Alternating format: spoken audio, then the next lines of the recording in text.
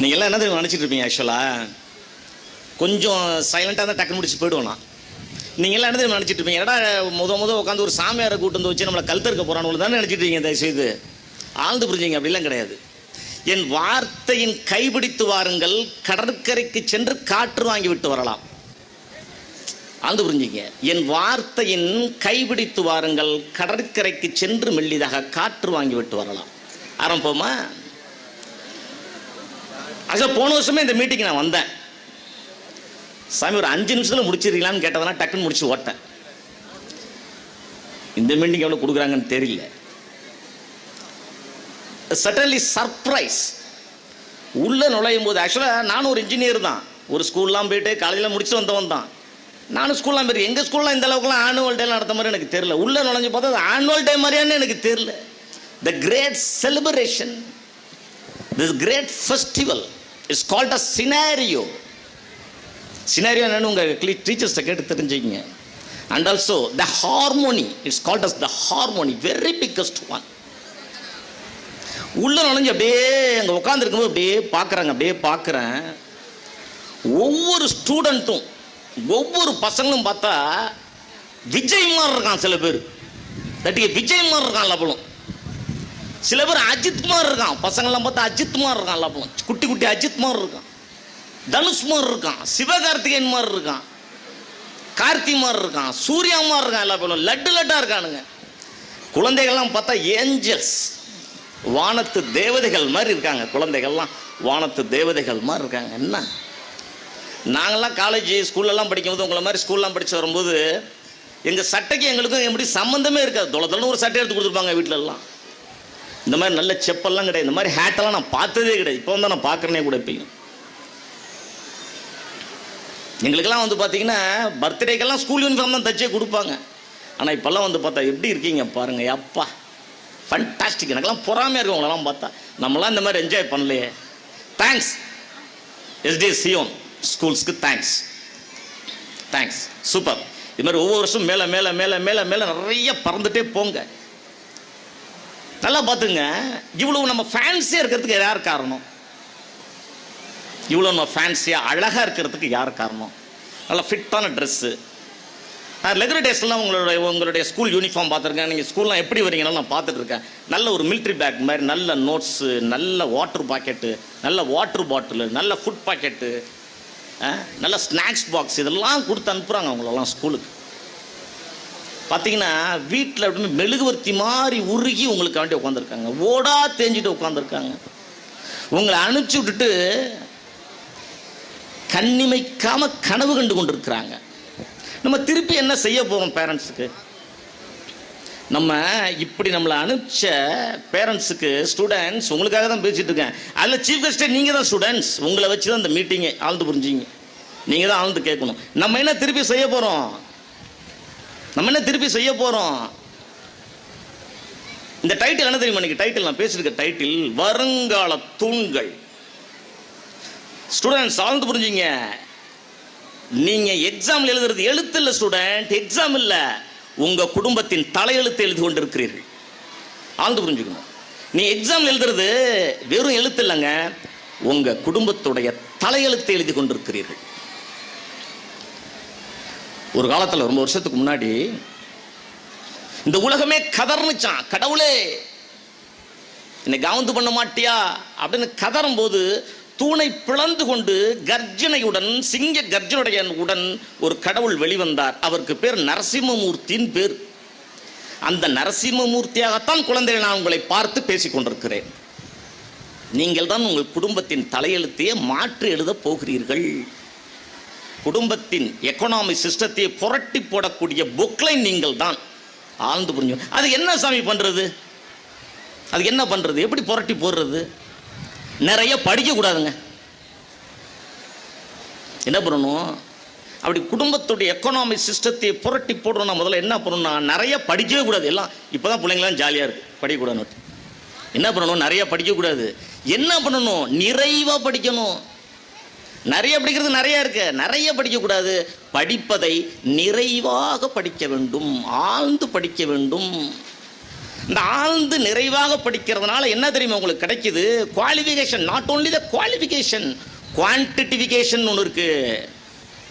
புரிஞ்ச? Quantification is called as quantification. இந்த குவாலிஃபிகேஷன்றது என்ன தெரியுமா பண்ணும்? உங்களை வாழ வைக்கும். குவான்டிஃபிகேஷன் என்ன தெரியுமா பண்ணும் குழந்தைகளே? மற்றவர்களை வாழ வைக்கும். இப்போ குவாலிஃபிகேஷன் என்ன? உங்கள் ஸ்கூலில் உங்களை குவாலிஃபை பண்ணி அனுப்பிச்சிடுவாங்க. ஒரு இன்ஜினியர் அனுப்புவாங்க, ஒரு டாக்டர் அனுப்புவாங்க, ஒரு வக்கீல் அனுப்புவாங்க, பெரிய அக்கௌண்டன்ட் அனுப்புவாங்க. ஆனால் குவான்டிஃபிகேஷன் இருந்துட்டா அவங்களுக்கு எல்லாருக்கும் நீங்கள் சேலரி கொடுக்கலாம், வாழ வைக்கலாம். சரி சாமி, அதுக்கு என்ன பண்ணுறது? அந்த குவான்டிஃபிகேஷன் அடைவதற்கு என்ன பண்ணணும்? எப்படி படிக்கணும்?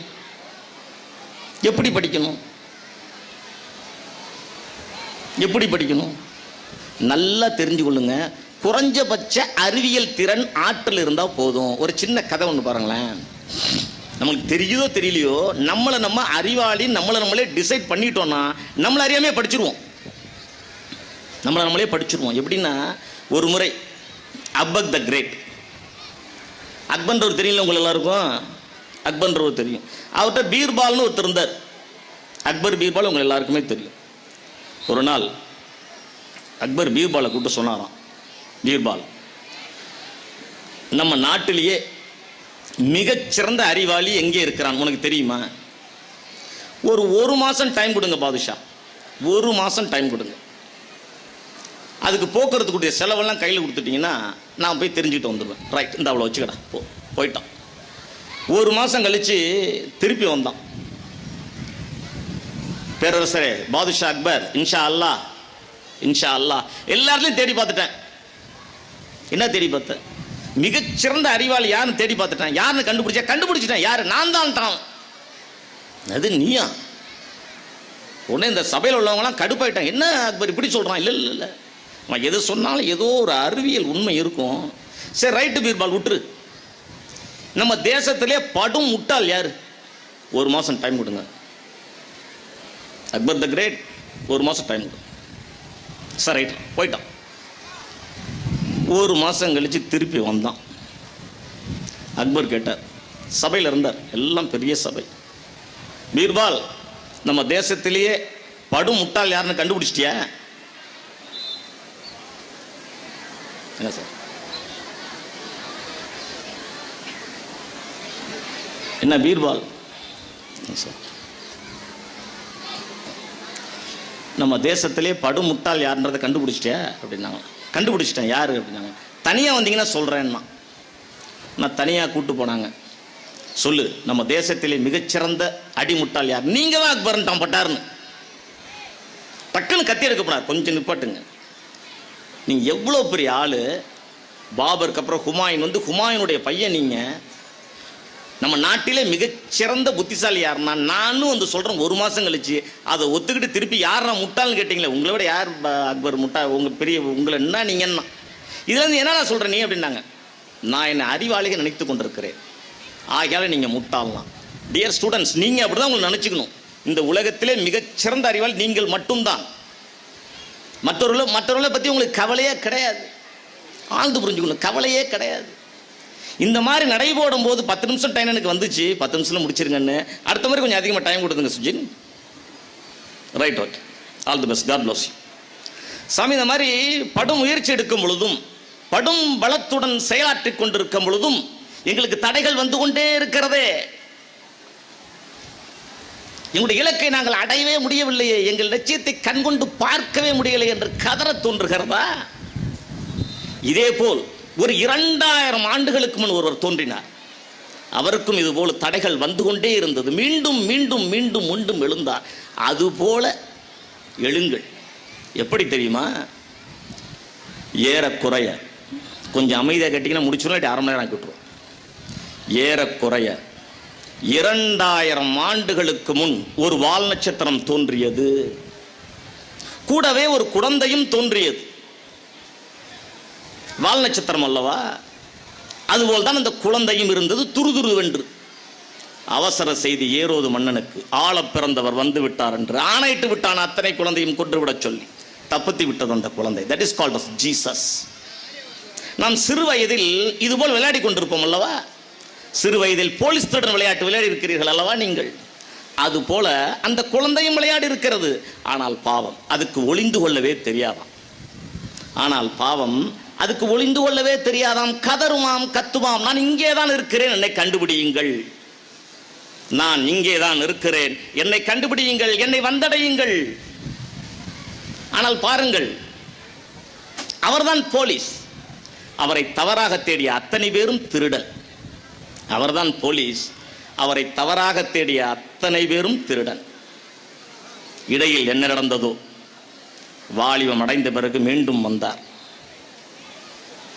செல்லும் இடமெல்லாம் செழுமை, பார்க்கும் இடமெல்லாம் பசுமை, போகும் இடமெல்லாம் புரட்சி. பிடிக்குமா நமக்கு? வாழ விட்டு வரவர்களா? சிலுவிலை அடித்து கட்டி துவைத்து விட்டார்கள். சிலுவிலை அடித்து கட்டி துவைத்து விட்டார்கள். அப்போதும் கதறினது அந்த குழந்தை, நான் மீண்டும் வருவேன், உங்களை காக்க நான் மீண்டும் மீண்டும் வந்து கொண்டே இருக்கிறேன். குழந்தைகளை, உங்களுக்காக இறுதியாக ஒன்றை சொல்லி முடித்துக் கொள்கிறேன். அந்த குழந்தை அப்போதும் இந்த சிலுவையிலே கதறியது, நான் மீண்டும் வருவேன். நாங்கள் நம்புகிறோம் ஜீசஸ். இதோ எங்களுக்கு அருகாமையிலே இருக்கிறீர்கள், எங்களுக்கு அருகிலே நீங்கள் தான் அமர்ந்திருக்கிறீர்கள், நாங்கள் வெற்றியடையத்தான் போகிறோம், நாங்கள் எதிர்காலத்திலே நாங்கள் தான் வருங்கால தூண்கள் என்று நாங்கள் திடமாக நம்புகிறோம் ஜீசஸ். நீங்கள் வந்துவிட்டீர்கள் என்று நாங்கள் உணர்கிறோம் ஜீசஸ். நாங்கள் நம்புகிறோம். எஸ், ஆம், amen. God bless you to all. அடுத்த முறை நிறைய டைம் கொடுங்க. God bless you.